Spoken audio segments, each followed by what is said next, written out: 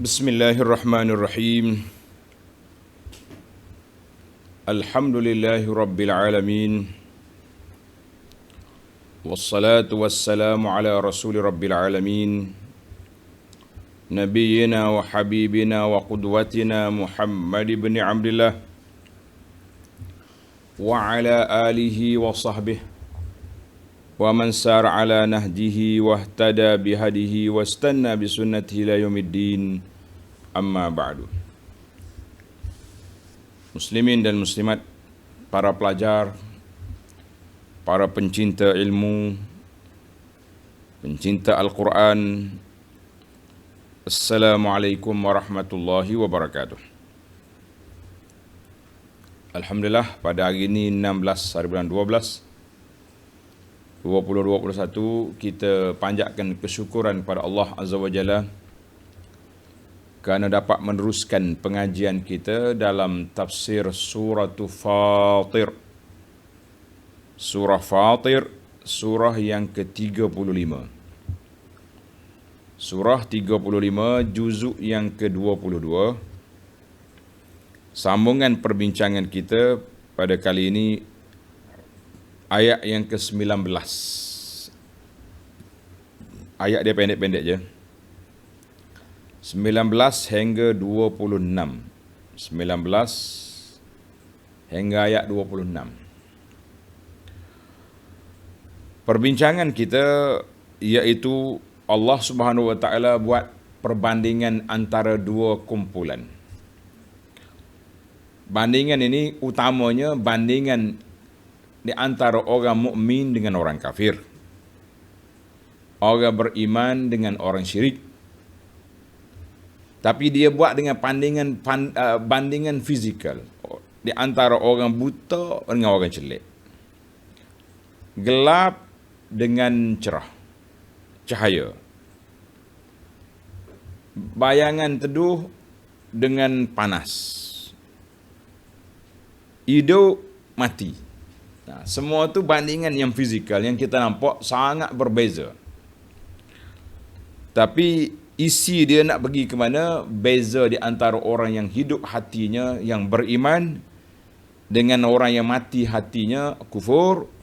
Tuannya hidup, duk berjalan ngongek-ngongek atas dunia ni, tapi hati sudah mati. Na'udzubillah. Ini bandingan.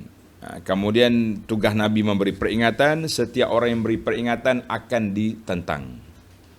Maka ayat ini sekali lagi nak menenangkan hati Nabi SAW dalam kerja-kerja dakwah yang dilakukan itu.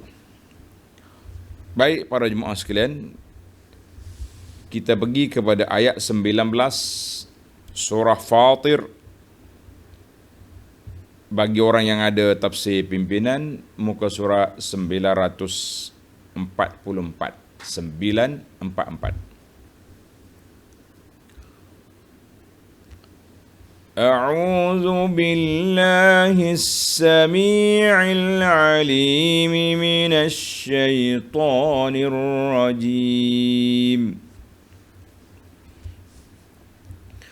وما يستوي الأعمى والبصير ولا الظلمات ولا النور ولا الظل ولا الحرور وما يستوي الأحياء ولا الأموات إن الله يسمع من يشاء وما أنت بمسمع من في القبور إن أنت إلا نذير إنا أرسلناك بالحق بشيرا ونذيرا وإن من أمة إلا خلا فيها نذير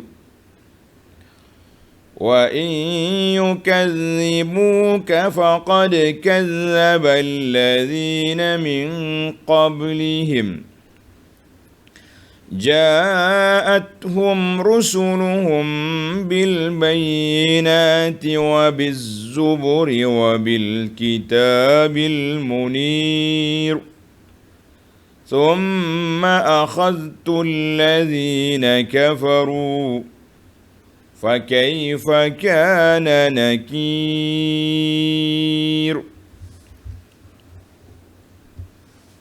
Habis kita ayat 19 sampai 26. Tapi dia pendek-pendek ya. Tengok ayat 19. Wa ma yastawil a'ma wal basir. Dan tidaklah sama orang yang buta dengan orang yang jelek.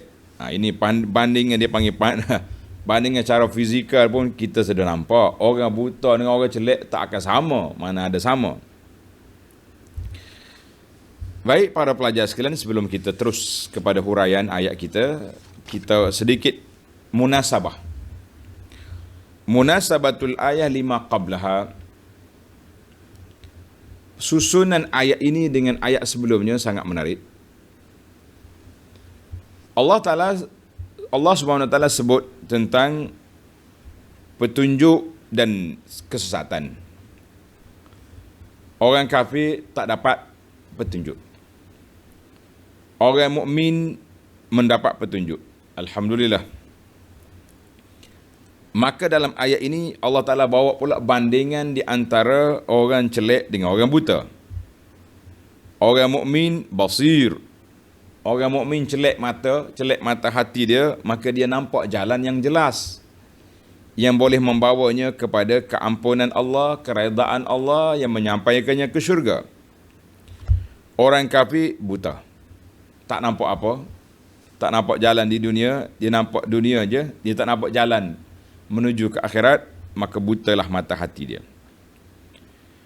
Kemudian Allah juga sebut kepada kita tentang orang yang mendapat manfaat daripada peringatan yang dibawa oleh Nabi. Siapa? Iaitulah orang yang beriman. Orang yang kafir tak dapat apa-apa manfaat. Nak mendapat manfaat apa, dia tak nampak apa dah. Dia tak nampak. Jadi dia dengar macam tak dengar. Dia tengok macam tak tengok. Kata orang dah mata rabun, apa yang dia nampak? Orang cakap apa pun telinga dah tuli, tak dengar apa orang cakap. Jadi itu dia ada, itu perbandingan yang Allah Ta'ala buat. Kemudian dalam ayat lepas Allah Ta'ala cerita kepada kita semua ni fuqara'u ilallah. Kita ni sangat fakir, berhajat, semuanya berhajat kepada Allah Azza wa Jalla. Maka dengan ini, para jemaah sekalian, kita kena belajar ilmu tentang tauhid, ilmu mengenali Allah. Semua ayat-ayat yang kita belajar, melalui ayat al-maqru'ah, ayat-ayat Al-Quran yang kita baca, dan ayat-ayat yang kita lihat, manzura, ayat musyahadah yang dapat kita tengok, kita kelih. Semua tu nak mencari dalil bukti tentang keesaan dan keagungan Allah Azza wa Jalla. Sebab itulah kita bimbang hari ini gerakan-gerakan yang licik yang mempengaruhi pemikiran umat Islam ini yang kita takut. Kalau tidak, dia tak timbul ajaran yang pelik-pelik. Dia panggil, zaman dulu dia panggil ajaran batiniyah.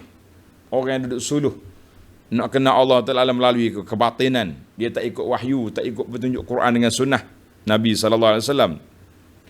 Sekarang ni pula dia main pula melalui gerak hati lah, melalui motivasi, melalui gerak-gerak. Ini berbahaya. Kalau tidak, tak akan keluar perkataan yang tidak baik. Kan? Nak bercakap tentang Allah, tapi tiba-tiba pergi kata Allah itu makhluk halus. Bila makhluk, kita dah bincang dah. Al-alam lain. Kalau kata alam ini makhluk bukan Allah. Kenapa kita nak cakap Allah makhluk halus? Ini kita, kalau kita anggaplah ini satu tersasur cakap. Dalam bahasa Arab kata sabqul lisan, salah cakap ke tersasur cakap. Maknanya kalau kita nak bercakap tentang Allah, kita kena semak balik tentang ilmu fardu ain pengajian kita tentang Allah. Jangan mudah-mudah keluar perkataan begitu saja. Jadi kita kadang-kadang itulah ya. Sebab itulah kata di para pengkaji, dia kata apa? Kullu ina'in bima fihi yandah. Kata-kata ini menarik tuan-tuan, tulis sikit. Kullu ina'in bima fihi yandah. Setiap bekas akan mengeluarkan isi dalam tu. Setiap bekas dia akan mengeluarkan isi dalam tu. Maknanya kalau isi orang tu kepahaman dia tentang Allah macam ni, itu yang akan keluar daripada mulut dia. Jadi kita tengoklah, siapa-siapa saja pun mudah nampak. Maknanya mulut itu meluahkan apa yang ada di dalam. Itu ibarat. Maknanya setiap bekas air akan keluar apa dalam air. Ada air kosong, ada air mutlak, ada jus, ada apa saja air, bila kita keluar. Sebab itulah kita boleh kenal orang bila dia keluar perkataan. Sehingga kan ulama akidah kata, imanuka, keimanan kita tu awal ma nataqa bihi lisanu. Ketika berlaku mulimah, berlaku sesuatu perkara besar yang mula-mula keluar daripada lidah kita tu, itu menunjukkan keimanan. Kalau kita salah apa-apa takut Allah, jadi bila keluar perkataan Allah, kita seru Allah Azza wa Jalla. Kalau puak Syiah mula-mula keluar dia Husain, Husain. Orang lain pula panggil ahli tu ahli ni pula, dan penjaga hutan, penjaga kampung panggil tu, panggil penghulu, panggil ambulan, tak apa tuan-tuan, jangan salah faham. Itu dia panggil sebab yang zahir. Boleh panggil ambulan, panggil bomba, panggil itu tak salah. Tapi apa yang kita panggil melalui lidah kita, itu kepahaman. Setiap bekas tu akan mengeluarkan apa yang isi ada dalam kandungan itu. Baiklah. Jadi para jemaah sekalian, kesilapan lidah kita boleh minta maaf. Tetapi yang kita bimbangnya takut isi yang terkeluar itu apa yang terkandung dalam hati.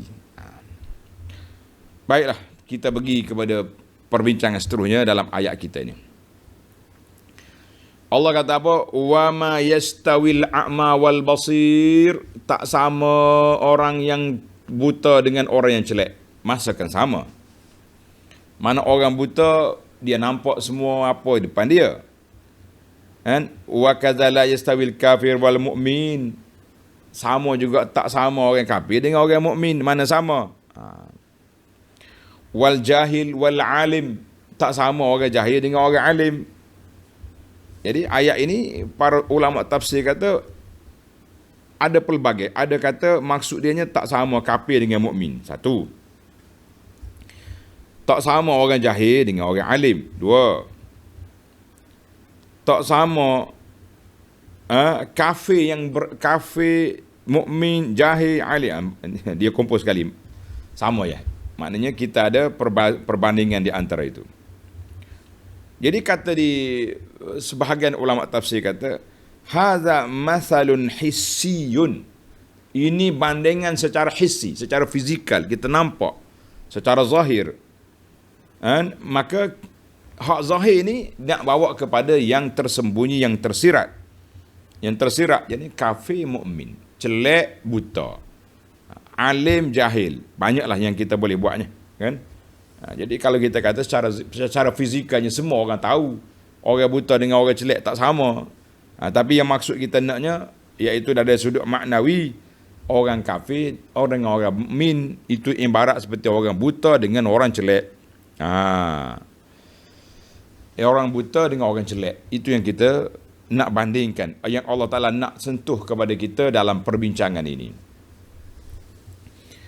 La yastawi al-ama wal basir. Ayat ini sama dengan ayat Suratul Ghafir. Suratul Ghafir ayat 58. Suratul Ghafir ayat 58. Wa ma yastawil a'ma wal basir walladzina amanu wa 'amilus salihati walal musii qalilan ma tatadhakkarun. Tuhan kata tak samalah. Orang celak dengan orang buta mana sama. Orang beriman yang beramal soleh yang baik dengan orang yang nakal-nakal yang jahat tak sama. Dan masakan sama dua tu. Jadi baik, kita pergi kepada ayat 20. Wala zulumatu walan nur. Dan tidaklah sama gelap gelita dengan cahaya yang terang benderang. Tidak sama. Wala tastawi zulumat ma'an nur, tak akan sama gelap dengan cahaya. Yang ni gelap, yang ni cerah, mana sama. Wa kadza, demikian la tastawi zulumatul kufur, kegelapan kufur. Biasanya yang gelap ni Allah Taala guna jamak. Zulumat. Kenapa dia guna jamak? Sebab apa? Sebab apa dia guna jamak? Sebab yang gelap, yang kufur tu banyak lorong. Masuk lorong macam-macam. Tapi nur satu je. Nur satu. Jalannya daripada Allah. Allah Ta'ala beri kepada Nabi SAW. Nabi ajar kepada kita. Kata orang one way. Tapi hak zulumat, macam-macam jalan. Jalan syaitan, jalan syahwat, jalan nafsu. Macam-macam lorong yang dia ada. Allahu Akbar. Wala zulumat wala nur. Tak sama. Zulumatul kufri wa nurul iman tak sama. Allahu Akbar. Jadi dalam ayat ini juga Allah Ta'ala buat bandingan hissi, bandingan secara zahirnya yang kita nampak, semua orang tahu. Orang yang beriman pun tahu, yang kafir pun tahu. Yang cerdik tahu, yang bodoh pun tahu, tak sama gelap dengan cerah. Tapi yang kita nak sini, gelapnya hati kerana kufur tak akan sama dengan cahaya iman dalam hati. Allahu Akbar. Yang ketiga, bandingan yang ketiga. Wala dhillu walal harur. Dan tidaklah sama yang teduh. Zil, bayangan. Yang kita boleh berteduh di bawah dia. Walal harur. Dan juga yang panas. Dengan yang kencang panasnya. Bagi pelajar yang boleh bahasa Arab, ulama kata, Ibnu Juzai kata, al-harur fil lughati, panahnya syiddatul hari bin nahari wal lail. Itu beza dia. Kalau kata harur, makna panah siang dan malam, panas. Jadi tak sama teduh dengan panas. Kalau panas yang membakar di siang hari, itu nama dia samum. As-samum bin nahari khasah. Kalau panas tengah hari tu orang panggil samum, angin panas. Kalau panas siang malam, mana kata musim panas tu, dia panas siang malam, itu dipanggil harur. Itu dari sudut bahasa. Jadi Tuhan kata tak sama bayangan teduh tu dengan panas, dengan harur, panas yang berterusan, tak sama. Maka di sini ada ulama mengatakan tak sama syurga dengan neraka. Itu bandingan. Bandingan secara fizikalnya tak sama panas dengan sejuk, tak sama teduh dengan bayang dengan panas. Tapi dari sudut makna al-kalam, la tastawil jannatu wan nar, tak sama syurga dengan neraka. Mana sama kan? Allahu Akbar. Jadi sebagaimana Ibnu Ashur kata, syabbahal kufra bil harur, dibandingkan kafir itu dengan panas, harur. Dan iman itu bizalli, dengan bayang teduh. Iman bayang teduh. Allahu Akbar. Mudah-mudahan kita termasuk di kalangan yang orang-orang yang cerah, orang duduk di bayang teduh, teduhan wahyu daripada Allah Azza wa Jalla, sehingga kita selamat sampai ke destinasi yang diredai oleh Allah Azza wa Jalla dengan aman dan damai. Amin ya rabbal alamin. Bandingan yang keberapa dah kita? Ayat 19 buta dengan celak. Ayat 20 gelap dengan cerah. Ayat 21 bayangan dengan panas. Ayat 22 ni bandingan yang keempat. Tuan-tuan tandalah nombor bandingan yang keempat. Wa ma yastawil ahya'u walal amwat. Dan demikian pula tidaklah sama orang-orang yang hidup dengan orang-orang yang mati. Manakan sama? Orang hidup, dia berjalan sendiri, dia makan sendiri, dia makan, dia pakai sendiri, dia mandi sendiri. Tapi orang mati, orang mandikan dia, bukan dia lagi mandi. Mana sama? Ingatkan cerita soalan budak nakal tu? Kau tak ingat? Budak ni nakal, dia pergi kursus pengurusan jenazah. Ustaz tu ceramah siap. Habis ceramah timbul sesi tanya jawab. Dia bertanya, Ustaz, saya tanya satu ya soalan. Kenapa orang mati kita kena mandikan dia? Kenapa orang mati kita kena mandikan dia? Ustaz buka balik nota dia.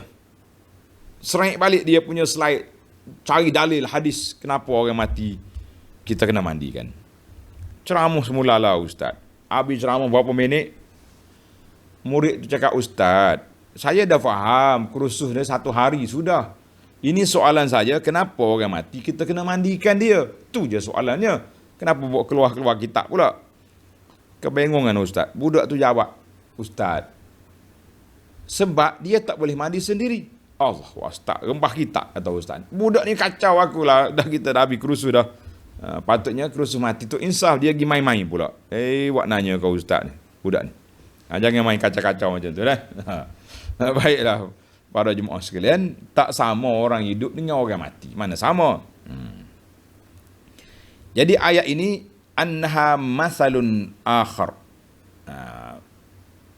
Sekali lagi Allah Ta'ala buat yang keempat. Contoh bandingan yang keempat, beza di antara orang mukmin dengan orang kafir. Dan maknanya halal mukmin, keadaan orang mukmin dengan orang kafir itu lebih tinggi daripada keadaan orang buta dengan orang tuli.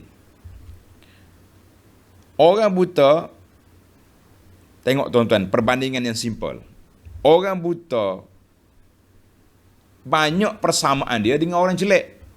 Banyak persamaan dengan orang jelek.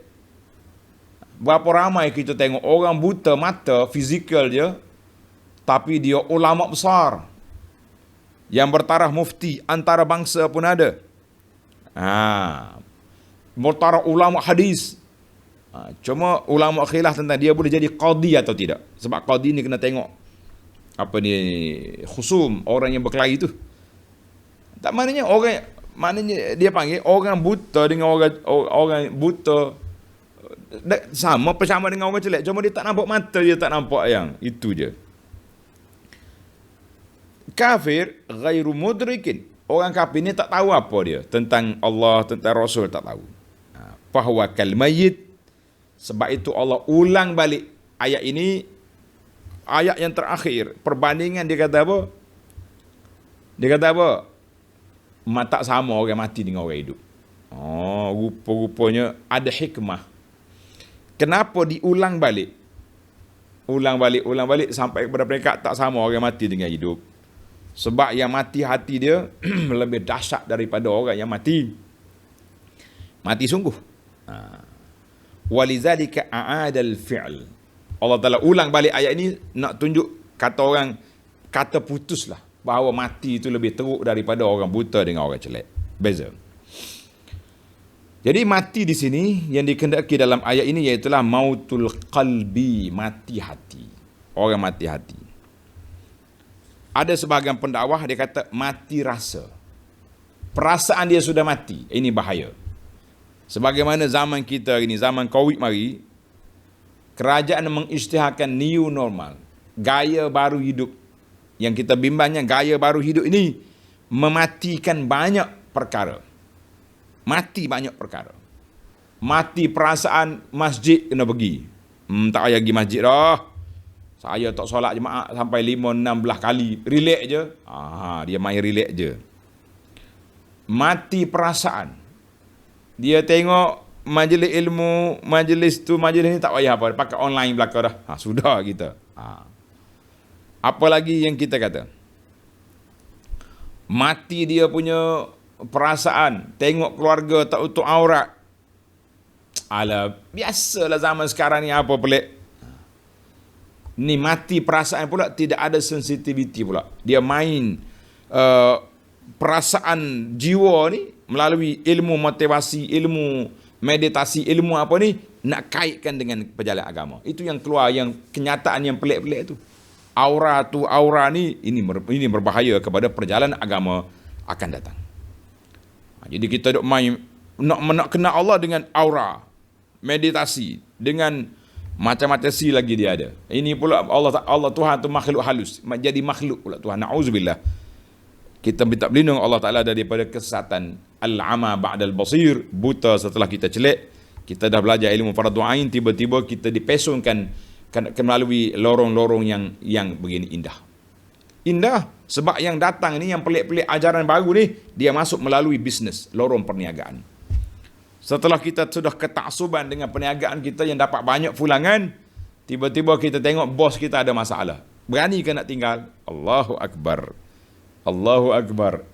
Sayang. Dah masuk ribu-ribu sebulan, tiba-tiba muncul pula benda-benda yang pelik. Jadi kita mula kesayangan. Macam-macam isu dah timbul dalam musim Covid ni. Kan? Kita tengok, saya tak nak sebut nama syarikat. Saya tak nak sebut nama orang, tapi tuan-tuan kena kesan sendirilah. Scan, ambil tengok ajaran-ajaran yang pelik-pelik. Alhamdulillah, saya kata jazahumullah khairah kepada ustaz-ustaz muda kita yang membongkar ajaran yang pelik ini, supaya kita sedar dan kita boleh tengok. Alhamdulillah. Kita kata jazakumullah khairah. Baik. Dalam ayat ini Allah ulang balik, wa ma yastawil ahya'u walal amwat.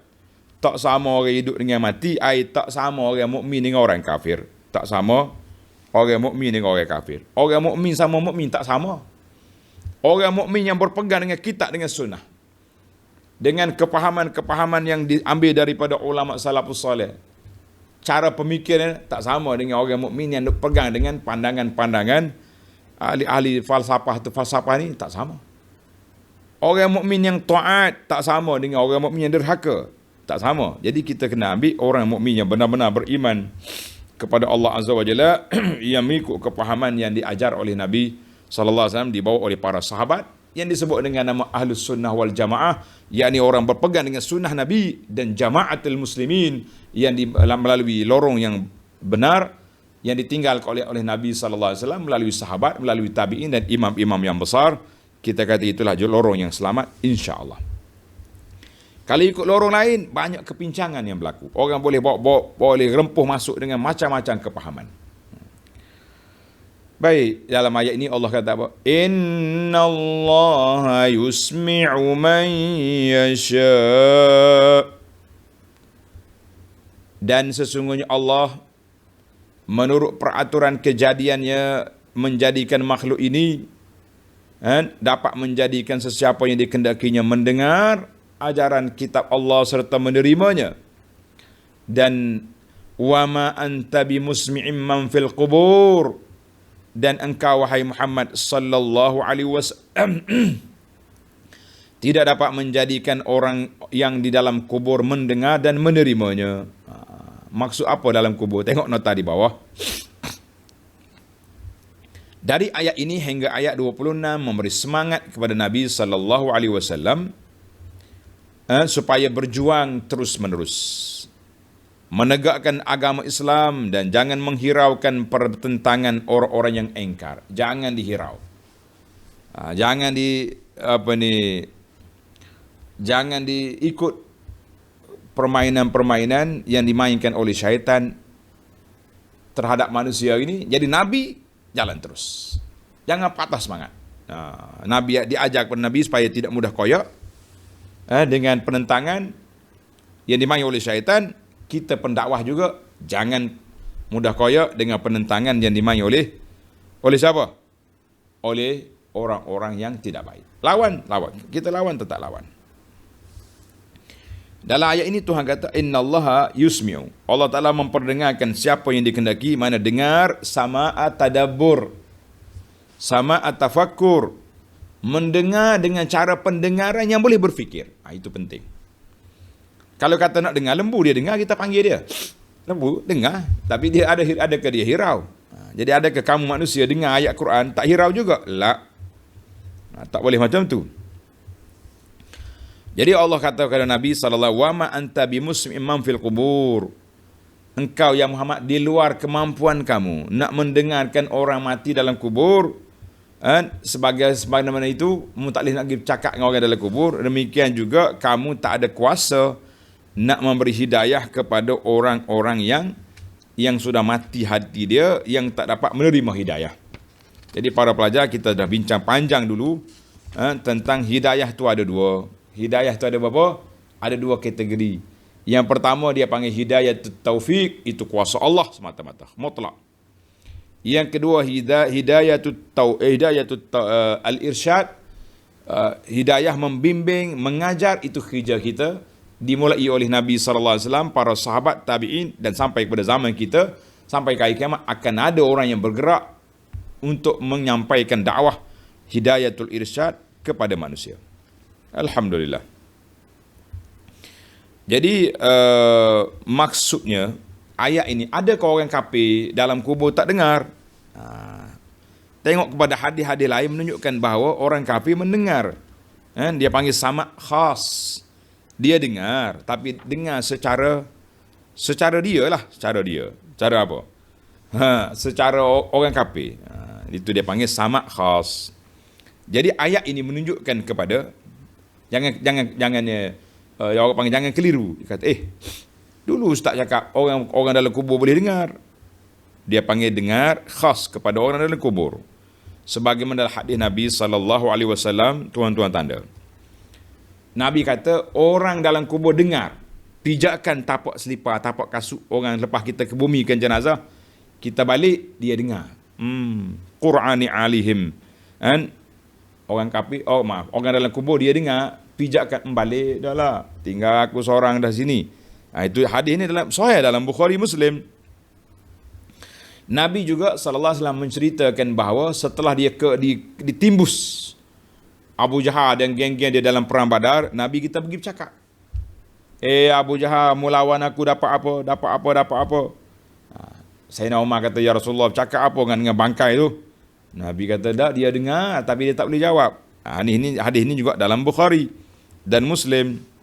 Maka bila kita pergi kubur, kita juga kena bagi salam. Assalamualaikum ya darakum minin. Bila kita bagi salam, orang kubur jawab. Hadis ini sahih dalam Muslim. Jadi maksudnya orang mati di sini bukanlah tak dengar terus, tidak bercanggah ayat Quran dengan hadis-hadis yang kita sebut tadi, tidak bercanggah. Tapi maksudnya orang dalam kubur kalau dia dengar pun dia tak nak buat apa dah. Kita bagi tahu, dalam kubur bertakwa kepada Allah. Kalau dia dengar apa, dia nak takwa apa lagi dalam kubur. Jadi sama juga orang yang mati hati dia, kalau kamu bercakap dengan dia, memang dia tak ada apa. Macam cakap dengan lembu dengan kerbau je. Maka ulama kata al-azhar an yakuna al-muradu bil mautahuna, orang mati sungguh ataupun orang yang mati hati. Jadi orang mati sungguh kalau kita bercakap dengan dia, siapa dia mati, kita ayah mati dah. Habis ayah nak tinggal siapa kepada saya? Ayah nak tinggal siapa nak jaga saya ni, ayah weh. Contohnya kita kata. Dia tak jawab dah. Ayah nak tanam kat mana mayat ayah ni? Tak ada jawab. Itu dia panggil mati. Kalau orang hakiki mati pun dia tak boleh nak jawab, tak boleh nak dengar.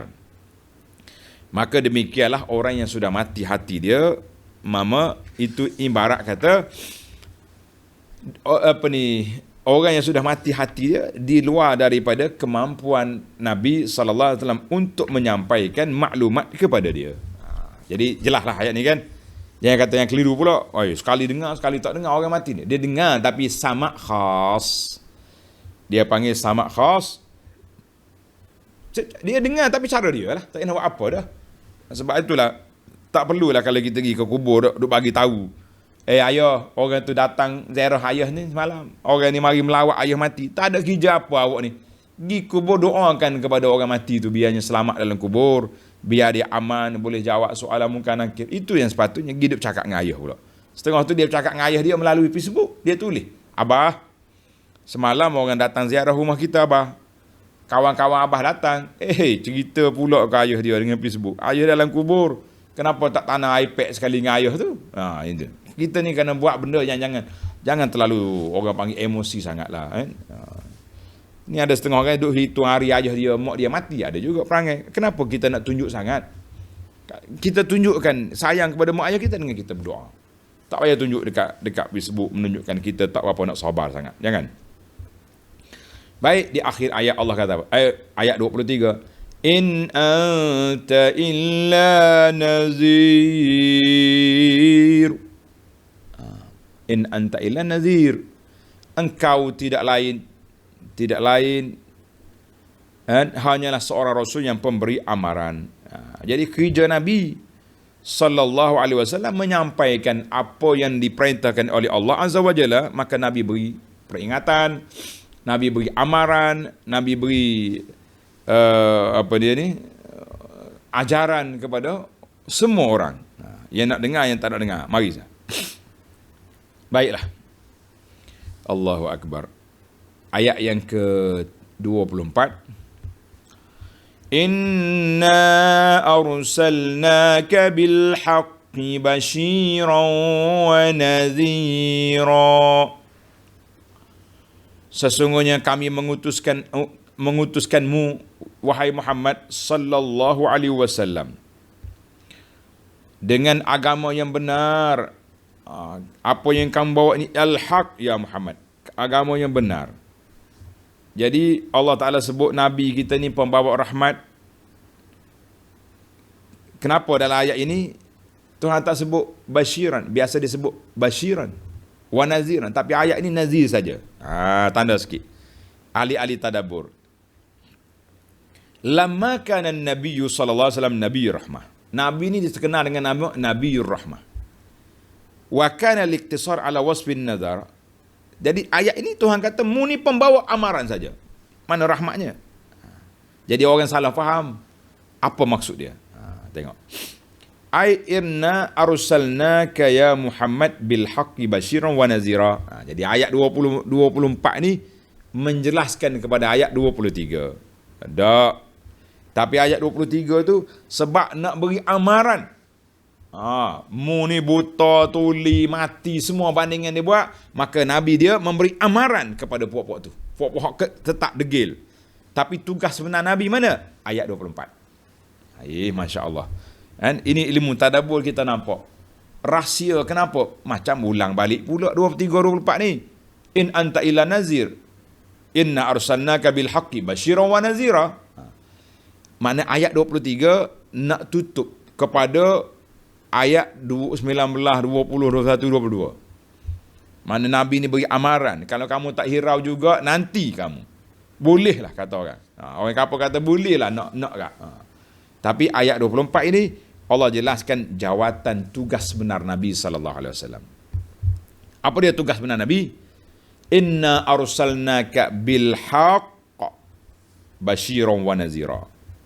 Sesungguhnya kami mengutuskanmu dengan agama yang benar sebagai pembawa berita gembira, basyir kepada orang yang beriman, wa nazira, dan pemberi amaran kepada orang-orang yang engkar. Orang beriman, orang engkar, dua-dua tu dapat dua-dua. Basyir kepada orang beriman, nazir kepada orang yang engkar. Basyir kepada orang yang taat, nazir kepada orang yang maksiat. Dia beriman tapi maksiat, nazir. Cuma kita nak bincang tentang al-haq tu apa? Apa dia bil haqqi? Apa dia bil haqqi? Tengok nota dia kata ai bil haqqi Al-Quran. Ada kata al-haq tu bil Quran, arsalnaka bil haqqi dengan Quran. Kami utuskan kamu dengan kerasulan, risalah. Bil haqqi ay bil iman, dengan iman. Maknanya yang pentingnya hak Nabi bawa tu betul lah. Sama ada risalah dia betul, Quran yang dia bawa betul, ajaran yang dia bawa semuanya benar belaka. Senanglah macam tu. Nabi sendiri tu benar. Jangan duk bohong-bohongkan dia. Allah kata apa? Wa in min ummatin illa khala fiha nadhir.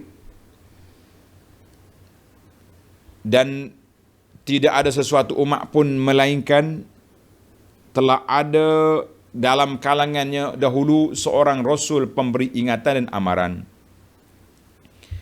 Maknanya setiap umat telah ada Nabi yang bertugas menyampaikan ilmu kepada mereka. Jadi kalau kita kata Allah Ta'ala ni azab gitulah, sebab Tuhan dah janji dalam ayat, Tuhan kata wa ma kunna mu'azzibin hatta nab'atha rasulah. Kami tidak akan azab mana-mana kaum sehingga Rasul datang. Bila Rasul datang, yang beriman selamat, yang kafir kena. Jadi azab tu mari selepas kedatangan Rasul. Baiklah. Tadi ayat 24 jawatan Nabi sallallahu alaihi wasallam. Ayat 25 Allah peringatkan Nabi sallallahu alaihi wasallam, bila kamu menjalankan tugas basyiran wa naziran, kamu akan ditentang, kamu akan dilawan, kamu akan macam-macam lagi. Maka sabarlah. Tengok ayat 25. Wa in yukadzibuka faqad kadzdzaba alladzina min qablihim. Dan jika mereka yang kafir itu mendustakanmu, maka yang demikian itu tidaklah menjadi hal, kerana sesungguhnya orang-orang yang terdahulu sebelum mereka juga mendustakan Rasul masing-masing. Jangan takut. Rasul-Rasul dulu pun sudah didustakan oleh kaum dia. Apa yang pelik denganmu? Maknanya samalah, setiap orang yang melaluan ini akan diuji, akan disakiti. Ja'atuhum rusuluhum bil bayinat. Mereka telah didatangi oleh Rasulnya dengan membawa keterangan-keterangan. Bayinat, keterangan yang nyata. Wabiz zubur, mukjizat-mukjizat yang nyata. Wabil kitabil munir. Zubur tu kitab-kitab nasihat pengajaran serta kitab syariat yang terang jelas. Sebab tu dia kata dua kali. Zuburi, kitab nasihat, pengajaran. Alkitab yang kedua, itu kitab syariat, maknanya perundangan. Lengkap dalam Islam ni sudah ada dua-dua. Allahu Akbar. Tengok ni ayat ni tuan-tuan. Jadi Allah Ta'ala dah sebut tentang jawatan Nabi SAW. Nabi akan melalui jalan yang agak sukar, iaitu penentangan daripada kaum dia. Lawan. Maka Allah nak tenangkan hati Nabi ya Muhammad SAW. Bukan kamu saja akan melalui lorong ini, tetapi semua Nabi-Nabi yang dulu telah pun menghadapi cabaran ini. Jadi sabarlah. Sabarlah. Dan setiap Rasul telah pun diberi dalil-dalil yang nyata. Apa dia dalil? Ayat, dia panggil ayat. Setiap Nabi ada mukjizat. Mukjizat itu yang telah beriman kepada manusia biasanya dia akan beriman dengan mukjizat yang ada tu. Tapi yang kafir kerah kepala buat mari apa pun tak jadi apa. Kan? Anda dengar sendiri ada orang cakap, dia kata ustaz, kan? Kalau setakat ustaz yang cakap, tak payahlah. Kalau malaikat turun dari langit cakap, saya tak dengar. Oh, punya kerah kepala dia tu. Kalau malaikat turun dari langit bercakap pun saya tak hirau. Apalagi kalau setakat ustaz cakap. Dia punya kerah kepala boleh tahan. Nah, ni zaman kita ni. Jangan duduk rasa jauh sangat cerita orang kafir zaman dulu. Zaman kita pun ada juga yang kerah kepala lagu ni. Jadi Nabi datang dengan mukjizat, dengan dalil-dalil yang nyata kebenarannya, dan juga dengan kitab-kitab daripada Allah Azza wa Jalla dan kitab yang jelas dari sudut perundangan. Jadi alhamdulillah, semua kitab tu daripada Allah, cuma jenis. Ada kitab yang berbentuk nasihat, ada kitab yang berbentuk perundangan hukum hakam. Macam kita ni juga. Ada surah Makkiyah, biasanya surah ni banyak berbentuk nasihat, motivasi, keimanan. Bila mari surah Madaniyah, banyak yang berbentuk nasihat dan perundangan hukum hakam. Baru ni kita lalu surah Ahzab, tuan-tuan terasa banyak hukum-hukum yang kita belajar. Bila mari dalam surah ni pula, banyak cerita dan berita dan juga pengajaran yang kita kutip. Alhamdulillah. Baiklah.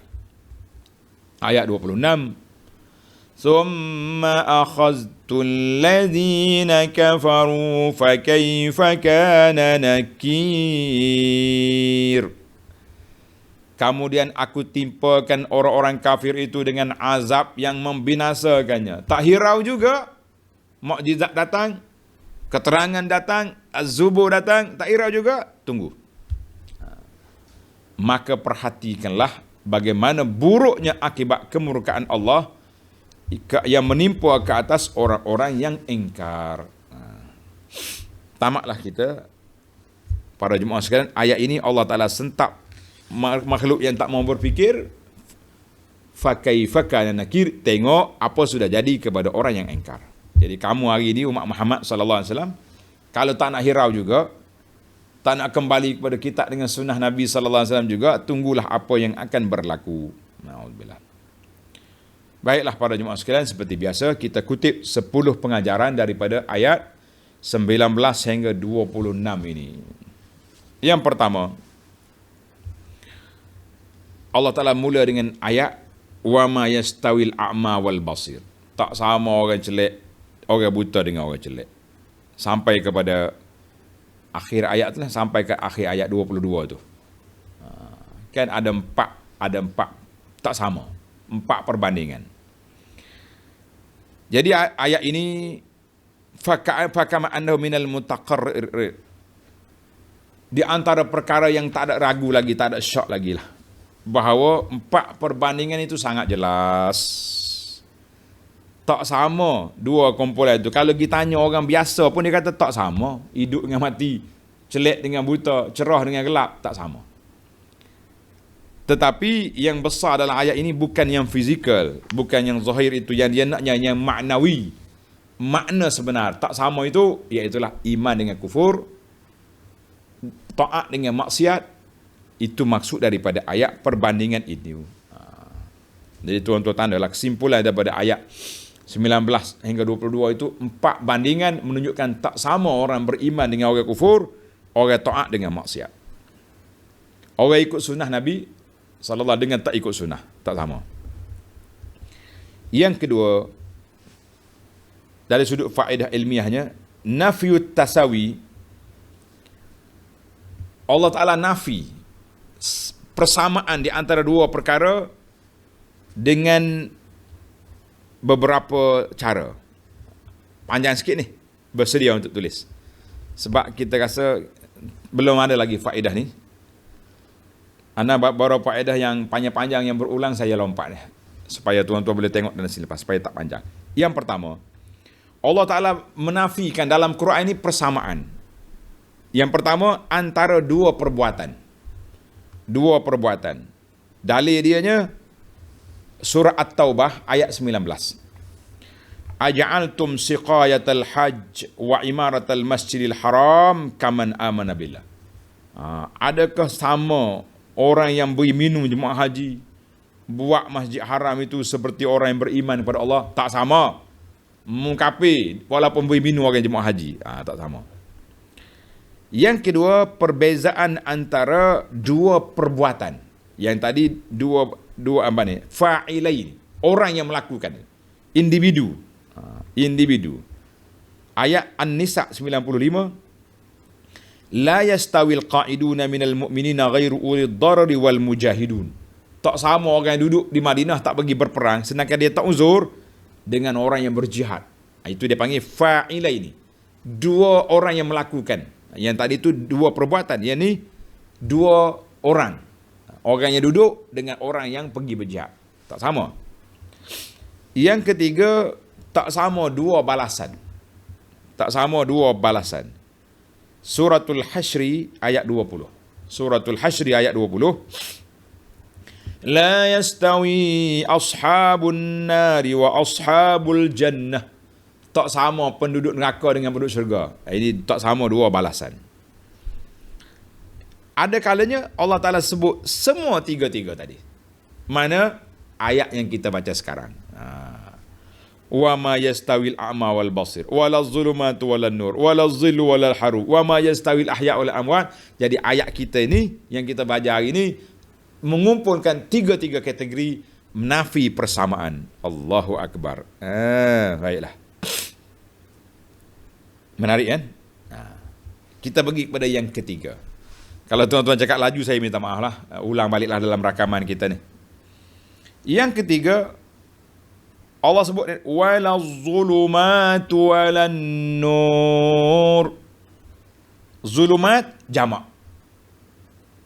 Nur mufrad, single dia panggil. Kenapa? Kenapa zulumat dia gunakan jamak? Gelap, banyak yang gelap. Cahaya satu, sebab dia kata yang batil itu banyak. Yang sesak itu banyak. Yang karut itu banyak. Yang betul satu je. Nur satu. Daripada Allah Azza wa Jalla, daripada Nabi SAW, daripada ulama salafus salih, itu betul. Zulumat, gelap, macam-macam. Mari daripada kepahaman yang kafir, kepahaman yang karu, khurafat, macam-macam dia punya mari. Sebab tu dia jamakkan yang zulumat, diifratkan nur. Maknanya jalan yang benar tu satu, jalan yang salah tu pelbagai. Masya Allah. Jadi ada juga ulama kata biasanya kegunaan Al-Quran tu dia jamakkan benda-benda yang tak baik dalam Quran. Gitulah. Dalam Quran dia tak sebut zulumat kecuali dia dengan jamak. Baik, kita pergi kepada yang keempat. Allah Ta'ala buat bandingan la wa ma yastawil ahya walal amwat. Tak sama orang yang hidup dengan orang mati. Allah Ta'ala innallaha yusmi'u man yasha. Allah Ta'ala beri mendengarkan siapa yang dikehendaki. Mana ayat di sini kata di para ulama Allah banding orang mukmin yang mendengar, orang kafir yang tak dengar. Dan kuasa Allah Ta'ala memberi pendengaran kepada orang mukmin, sama'atut taufik, dengar dengan taufik.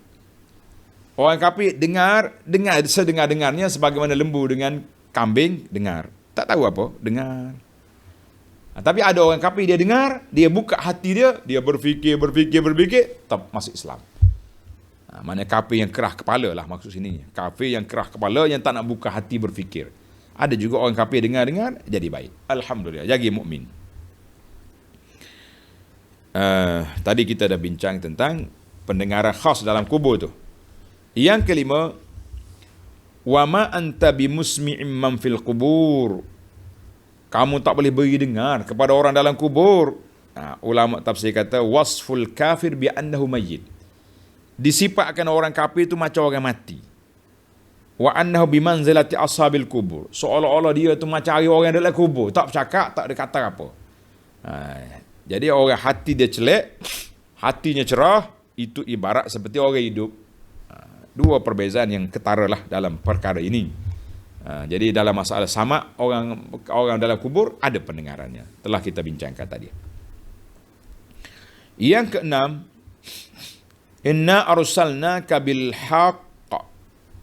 Kami utus kamu Muhammad dengan benar. Apa yang benar? Benar tu lawan dia batil. Kalau kata benar, yang benar lawan siapa? Lawan dengan batil. Batil. Tuan-tuan tanda sikit. Kategori kebatilan. Lawan pada benar. Batil dalam akhbar, dalam cerita, orang panggil bohong. Batil dalam cerita, orang panggil bohong. Hadis batil, mana hadis palsu. Bohong kamu. Kazib. Batil dalam ahkam, nama dia al-jawr wa zulmu. Batil dalam hukum hakam, maknanya zalim dan jahat.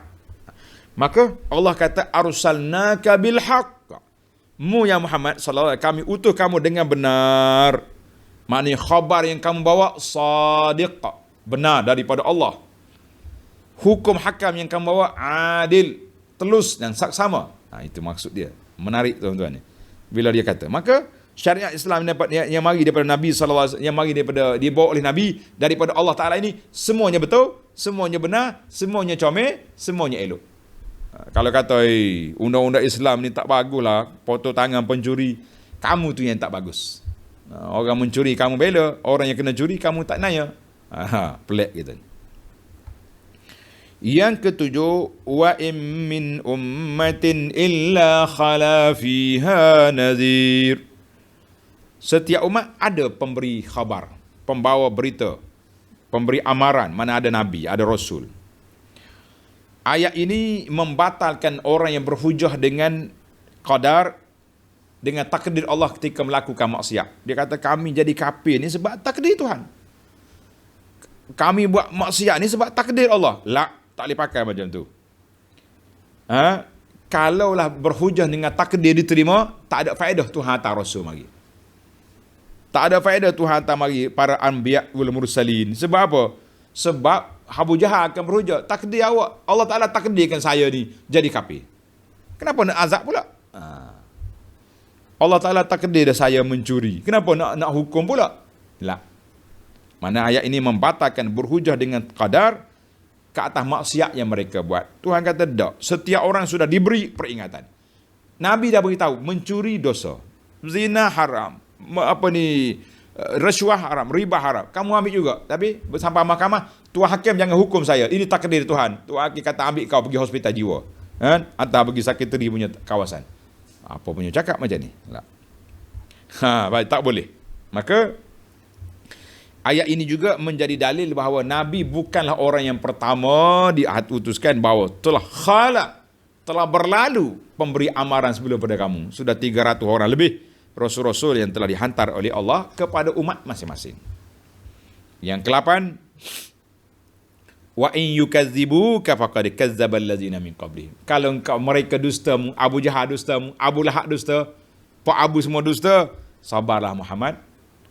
Ayat ini tasliyatun lin Nabi sallallahu alaihi wasallam. Allah Taala nak tenangkan hati Nabi bahawa dia akan diancam, dibohongi oleh kaum dia, umat Nabi dah pun sama juga. Sabarlah Muhammad. Kita pendakwah kalau orang tentang yang kita bawa Quran dengan hadis ni ditentang, sabar, kita lawan. Ia ke-9.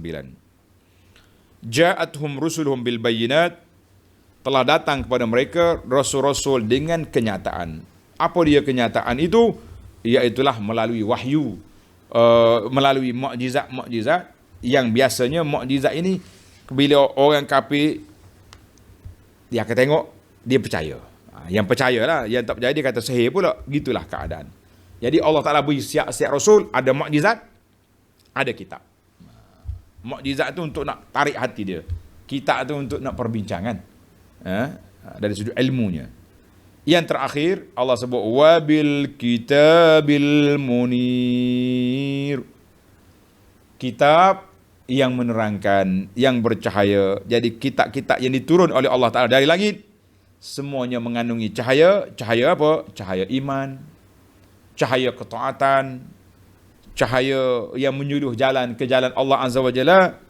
Lawan dianya apa dia? Gelap. Gelap maksiat, gelap kufur, gelap segala kegelapan.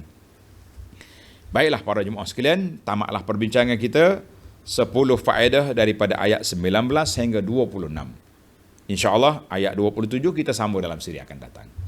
Subhanakallahumma wa bihamdika asyhadu an la ilaha illa anta astaghfiruka wa atubu ilaik. Wa sallallahu ala nabiyyina Muhammad wa ala alihi wa sahbihi ajma'in walhamdulillahi rabbil alamin.